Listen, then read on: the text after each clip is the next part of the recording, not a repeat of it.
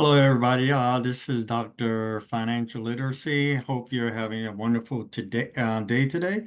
Starting off today, looking at one of the loan decisions of my very first application, where I started off looking at a 30-year fixed loan, which I've already had four before. But then I started going down the path of a HELOC, HELOAN, and all-in-one. But again, I got the decision from my very first application that occurred by mistake. I was sitting in at home one Saturday looking for some more loans. Thought I was going through the pre-qualification, pre-approval process. Put my information in, hit this button, and it ended up being a hard pull. I think that was in early December. So that started me going down a path. And since then, I've probably had 20 to 25 companies pull my credit. So for this particular 30-year fixed loan, they indicated, thank you for applying. After a thorough review of your application, we have determined that we cannot move forward with your loan application. I applied for a 30-year fixed mortgage, and their decision, which I kind of like maybe didn't provide the last bit of information, and so it kind of expired. But for this particular one, it was about $160. I mean, $160,000. So right now I'm going to share my screen and show you what would have happened if I would have gone through with this $160,000 dollar loan. So here is the what's called the all-in-one calculator that has been provided by the Quad Brothers. Is another website. So what I'm doing is here, let me try to blow this up some. Okay, so here, the company offered me a 30-year fixed loan for $160, 160,000. The current balance, which is the balance that I would have started, so I would have took that 160 as a mortgage and then paid on the principal the next month, paid on the principal the next one, and maybe possibly have thrown some extra money at it. But in this case, I'm just going to keep it simple. So the current balance would have been 160,000 starting sometime, let's say in January. The interest rate that they offered me was 7.24%. It was a 30-year term, and the calculator automatically calculates what would have been just my principal and interest without escrows, taxes, and insurance, and it would have been $1,090.40. The start date was 1/8/2024.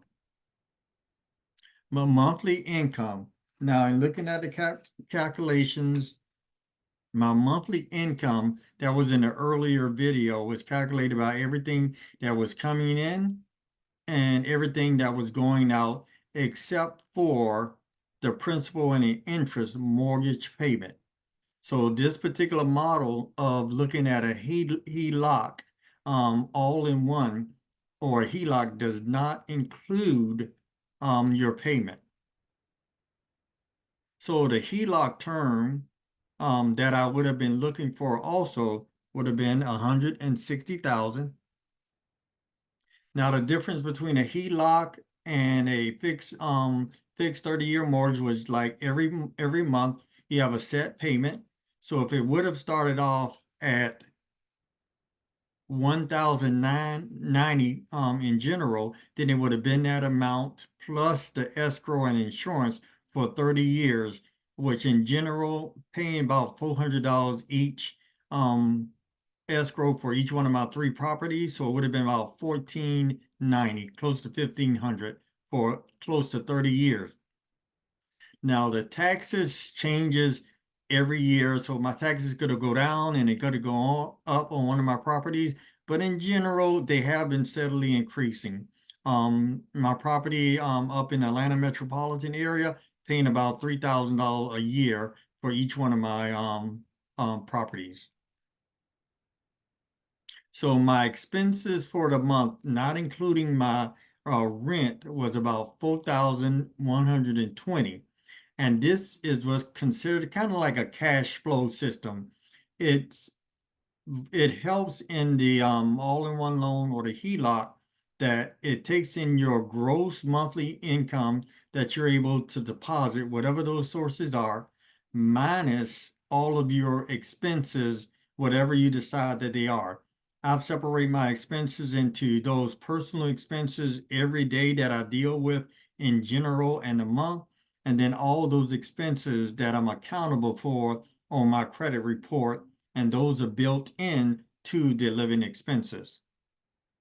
So if I would have got the 30-year loan and then turn around, or possibly I'm trying to compare that to the HELOC, then the HELOC would have also been 160,000. Now, the HELOC interest rate could be fixed or it could be variable, which means variable, it goes up and down. Fixed, it means it stays the same. The amount can be locked at a particular rate, just like the fixed, or it can be variable. I selected a variable rate, which has a low point and it has a high point. The low point for the HELOC that I'm looking at is about 4.75. The high mark that it can go to, the highest over the period, is 15% interest. So to show y'all how incredible a HELOC can work, by me putting in my monthly income, my rents, my escrows, my savings, just throwing everything that I can at it. Now, everything that I'm throwing may not be everything that you can throw at it, but at the same time, by going through this, it kind of gives you some sort of idea. So I'm just putting it at 15% interest, the highest that it can go, because there is a high and there is a low. And I'm looking at a 1% annual increase. So if the HELOC increases in percentage, which it can, going from the low to the high, about 1%. But I'm gonna go ahead and adjust just that. Well, no, I'm gonna leave it at 1, just to be very, very um open about it, to see the potential. Okay, so in looking at what they're saying now, pretty much it's showing that never. So no matter what I do at this particular time, the fixed rate mortgage would have been a better deal at 160,000. And that's what can happen. No matter when you can put your numbers in and the numbers come back after they have been computed and may indicate that, hey, this isn't a good fit for you. So for this particular one, the interest rate for the fixed rate mortgage would have been a better deal versus the HELOC. Now, this was at 160,000. So the next time we're together, I'm gonna run it at a lower amount in general. Okay, or maybe I'll just go ahead and do that lower amount now. Um, the lower amount that I'm looking at for the original balance is 145,000. So I still have 3 properties remaining. All 3 of the properties together I still owe $145,000. So I'm gonna go ahead and put that in as if I was getting a mortgage for all 3. Now, when I get the HELOC in general, and is the balance is going to be the same. So for here, the current balance that we can start off with is 145,000. Now the interest rate, so I did an average. I looked at all 3 of my properties. What was the interest rate? I think 5.75, 6%, and 6.88, and got an average of 6.21. A 30-year fix. So my payment amount, just the principal and interest, not the escrow, which is made out of the insurance and the taxes, would have been $889.02, starting today and going forward. My monthly expenses, $8,025. Living expenses, 4,100.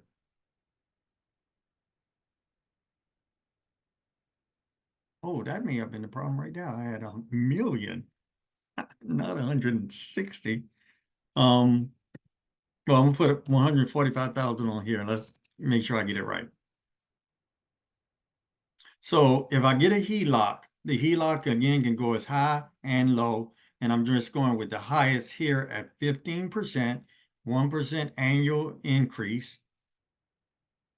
And these are the results in general. So if I did the 15-year loan, I mean a 30-year loan at 145, which is my actual one, and not the original 30-year fixed one that was discontinued, the interest owed that I would pay back would be $175,000. And in general, whenever you get a home, it appears that you're going to pay twice or 100% plus some on the loan. The interest for that particular loan would have been 121% of what I actually borrowed. However, by using a HELOC that I can dump my paycheck in general, I would save 51,346. The new total interest would have been 35% versus 121%. The total interest saved over a 30-year period, if I didn't pay the HELOC off or if I did get that fixed loan at 145,000, would have been $123,000, 124,000 we might as well say. So I actually ended up saving or would save 85,000 if I'm successful at getting this HELOAN. Plus, if you look up here, by getting a HELOAN and not the 30-year mortgage, I'll be paid off in 1,537 days, 4.2 years. So if you can imagine, if you actually got a 30-year loan, $145,000 like I have. And then because of my various incomes that I'm throwing in, your numbers will be different. But in general, I have the potential of saving $124,000 in interest over the life of the HELOC. And I'm being offered 40 years to pay off the HELOC versus 30 years. With the HELOC, I can also come in and out and use the money for other investments. I'm looking to do micro loans in the community, so that can help me.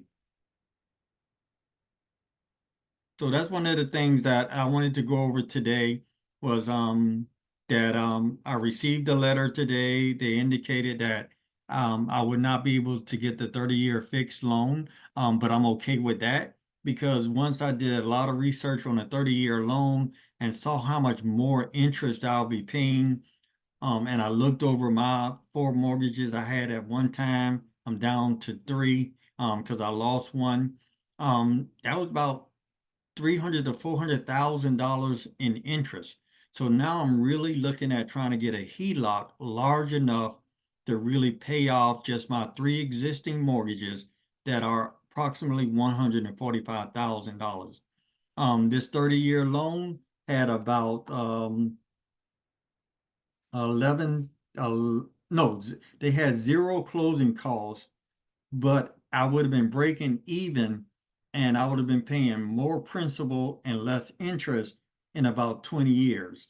As I indicated earlier, I filled out maybe 15 to 20 applications, and all the 30-year fixed mortgages had me breaking even between my principal and the interest at about 20 years. So it would take 20 years versus with the all-in-one or a HELOC scenario that I'm looking to run the money play, I could be paying off these mortgages in 4.2 years. And if I throw my taxes at it, if I have some extra money that I can put on it, if I raise the rent and add that into it, then that's going to help me also.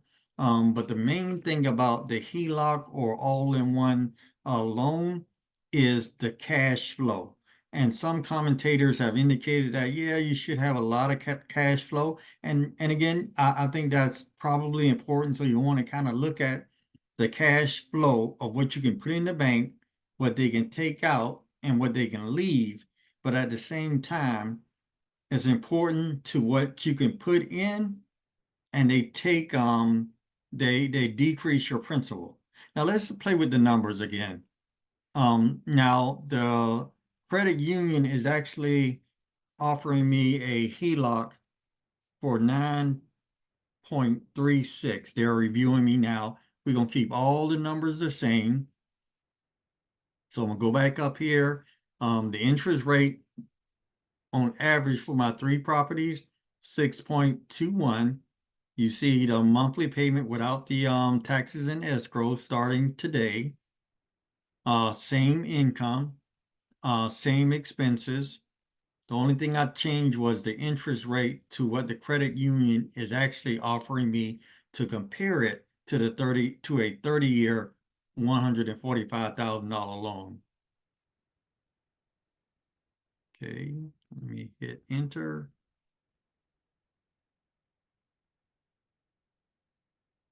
Sorry about that. Okay, that should do it. Now with that, the interest rate that they're gonna start me at,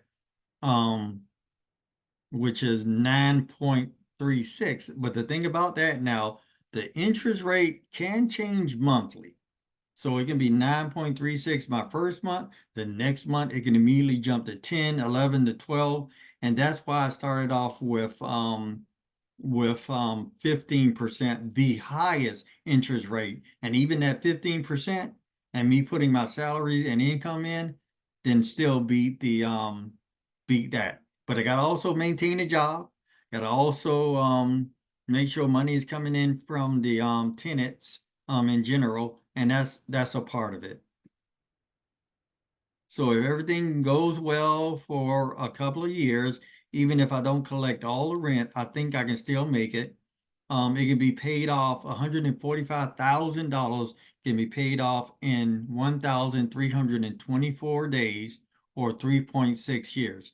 That still beat the fix by at least 24 years. Here I'm saving even more money. The interest that would have went to the bank would have been 175,000. But the interest that I'm actually saving, $148,000. That'll give me the opportunity to go out and get more properties. And with the HELOC or the all-in-one that I have, I can still keep borrowing from it in general. Okay, so that's what I wanted to do. Let y'all know today, just an update in general. I got a decision again from my very first application for a 30-year mortgage at 160,000 that their decision was we were unable to move forward. So I'm pretty okay with that considering how much interest I would have been paying. And I think the HELOAN or I mean the HELOC or the all-in-one would maybe be a little bit better in general. And I hope you can understand that. And if you have any questions, please drop me a line. Let me know what you think about it, how I can improve. The main thing that I want to do is bring this to the community because not too many people in various communities understand it. And in order to also get the all-in-one, which is a little bit more difficult than the HELOAN or the HELOC, you have to have, I think they say good credit numbers in general. I've heard as high as 150. I've heard some I'm sorry, 750 and some as low as 720. You can use this on an investment property. You can use this on your second home, or you can use it on a primary home. If you use it on a primary home, you're gonna get a lower rate than the rate that I'm being quoted because this all of these are my investment properties. Okay, well, again, just as a disclaimer, I am not a financial advisor. I'm not a CPA. I'm not an attorney. I am a political scientist and I am sharing my experiences with you. As a political scientist and a or political economist, mixing economics and politics, I try to look at what's going on in the broader society and looking at policies and how policy changes such as these can have an impact on your economic and financial well-being. And I'm just trying to educate the community in general on some aspects of financial literacy. So if you have used a HELOAN, HELOC, or even an all-in-one, in which the all-in-one is fairly new, I think they said maybe around 20, 2020, some people have said, but other YouTubers have indicated that they're using this in Europe, Australia, and other countries, but it hadn't caught full hold here in the US. But others, there are some groups that are using it. On one YouTube, a gentleman indicated that their average client was about 50 years of age, had a credit score of maybe 760 in general, and they had heavy cash flow that may have helped them. So if you like the video, please hit the like, hit the subscribe button. Stay tuned for day 7, which should be tomorrow. Again, just trying to bring as much information as I can to the community in hopes of helping the community understand this particular product.